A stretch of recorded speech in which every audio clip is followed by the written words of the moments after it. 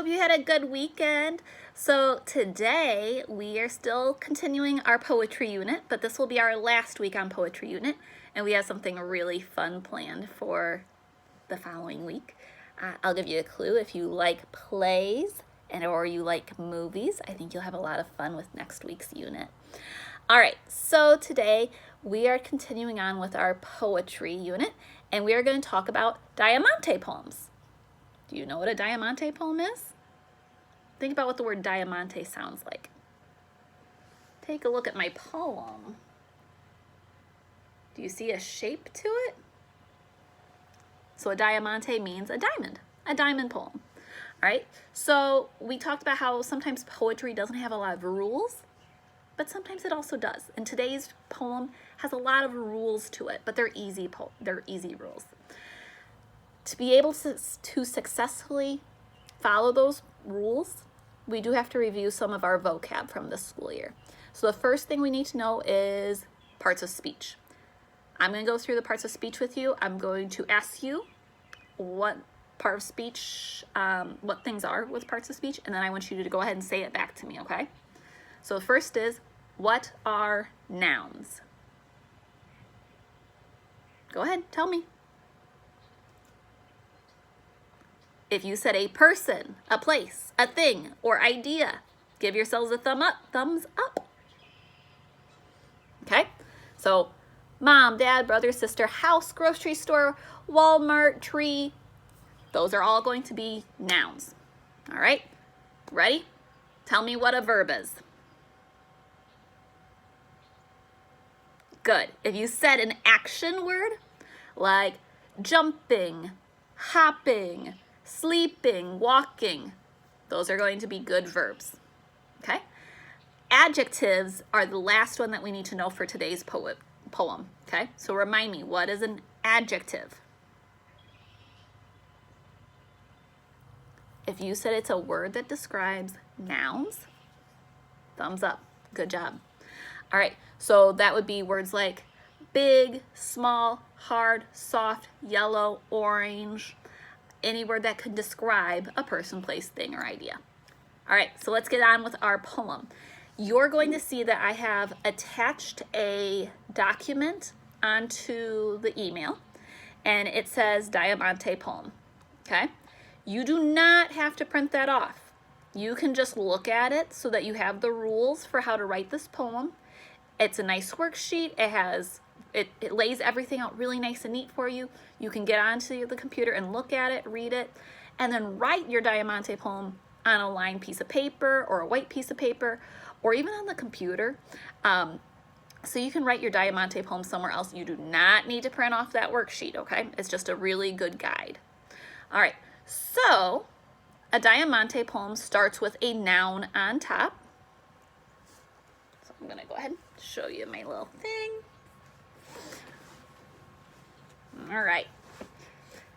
So first thing you need to do is think of a noun, and you actually have 7 lines.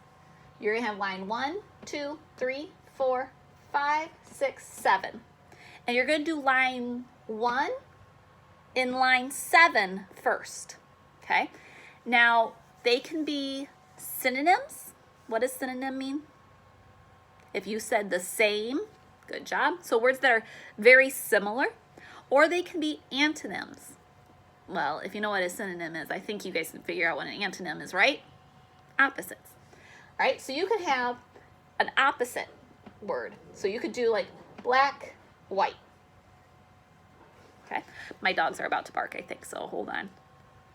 All right, so I chose to do a beetle, and then I thought, well, I'm gonna do a synonym poem. So a bug means a very similar thing, beetle and bug. And I got those 2 lines done first. I want you to do the same thing, okay? I want you to choose either a synonym or an antonym thing going on lines 1 and 7. Do those lines first. All right.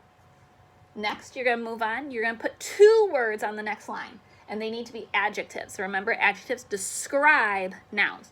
So 2 words that describe whatever you put on your first one. So I said hard and small because that describes a beetle. Next, I need 3 words, and they all have to be verbs that end with the ing sound. That's the rule. You have to have 3 verbs that end with the ing sound. So I did crawling, hiding, skittering, because all of those are verbs that remind me of a beetle. All right, your next line, line 4, it's going to have 4 nouns, okay? So a person, place, thing, or idea. I wrote down outside, grass, spring, wings. Those are all nouns that I think of when I think of beetles. Next, my next line is a little different, okay? So this next line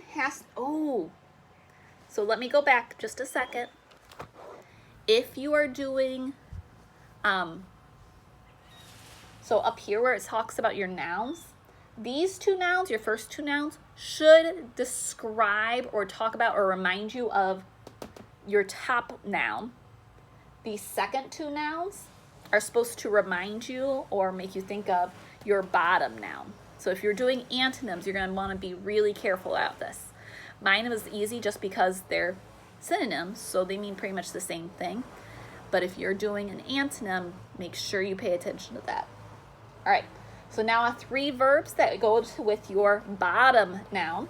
So soaring, actually I think that was supposed to be scaring because some people get scared of bugs. So scaring, flying, working. Colorful and unique, those are my adjectives that describe bugs. Colorful, unique, and then my bottom noun.